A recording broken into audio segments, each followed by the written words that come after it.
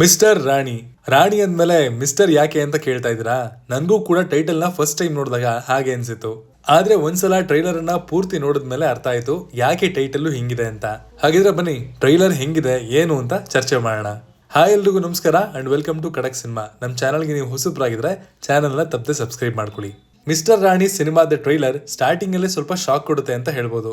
ಯಾಕಂದ್ರೆ ಆನಿಮೇಷನ್ ನಲ್ಲಿ ಏಲಿಯನ್ ಗಳನ್ನ ತೋರಿಸಿದ ಕೂಡಲೇ ಇದ್ಯಾವ್ದಪ್ಪ ಹೊಸ ಕಾನ್ಸೆಪ್ಟ್ ಸಿನಿಮಾ ಅಂತ ಒಂದ್ಸಲಿ ಶಾಕ್ ಆಗೋದೆ. ಆಮೇಲೆ ಗೊತ್ತಾಯ್ತು ಮುಂದೆ ಬರುವಂತಹ ಕಂಟೆಂಟ್ಗೆ ಇದೊಂದು ಅಟೆನ್ಷನ್ ಪಡ್ಕೊಳ್ಳುವಂತಹ ಟ್ರಿಕ್ ತರ ಕೆಲಸ ಮಾಡ್ತು ಅಂತ.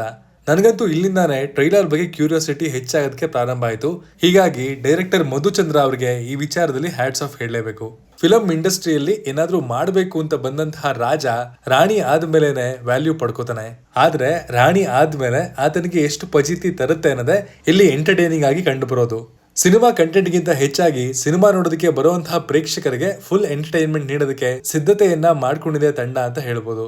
ಟ್ರೈಲರ್ ನಲ್ಲಿ ಅಬ್ಬಾ ಅನ್ನುವಂಥದ್ದು ಅಷ್ಟೊಂದೇನು ಇಲ್ಲ ಅಂತ ಹೇಳಿದ್ರು ಕೂಡ ಇಲ್ಲಿ ಎಂಟರ್ಟೈನ್ಮೆಂಟ್ಗೆ ಹಾಗೂ ನಗೋದಕ್ಕೆ ಎಲ್ಲೂ ಕೂಡ ಕಂಜೂಸ್ತನ ಮಾಡಿಲ್ಲ ಅನ್ನೋದು ಸತ್ಯ. ದೀಪಕ್ ಸುಬ್ರಹ್ಮಣ್ಯ ಹಾಗೂ ಪಾರ್ವತಿ ನಾಯರ್ ಪ್ರಮುಖ ಪಾತ್ರದಲ್ಲಿ ಕಾಣಿಸ್ಕೊಂಡಿದ್ದಾರೆ. ಸ್ಕ್ರೀನ್ ಮೇಲೆ ಕೂಡ ಈ ಜೋಡಿ ಸಖತ್ತಾಗಿ ಕಾಣಿಸುತ್ತೆ. ಅದರಲ್ಲೂ ಸ್ಪೆಷಲ್ ಆಗಿ ದೀಪಕ್ ಸುಬ್ರಹ್ಮಣ್ಯ ಅವರ ಟ್ರಾನ್ಸ್ಫಾರ್ಮೇಶನ್ ನಿಜಕ್ಕೂ ಕೂಡ ಇಂಟ್ರೆಸ್ಟಿಂಗ್ ಆಗಿದೆ. ಹಾಗೂ ಈ ರೀತಿ ಪಾತ್ರವನ್ನ ಎಲ್ಲರೂ ಕೂಡ ಮಾಡೋದಕ್ಕೆ ಒಪ್ಪಲ್ಲ.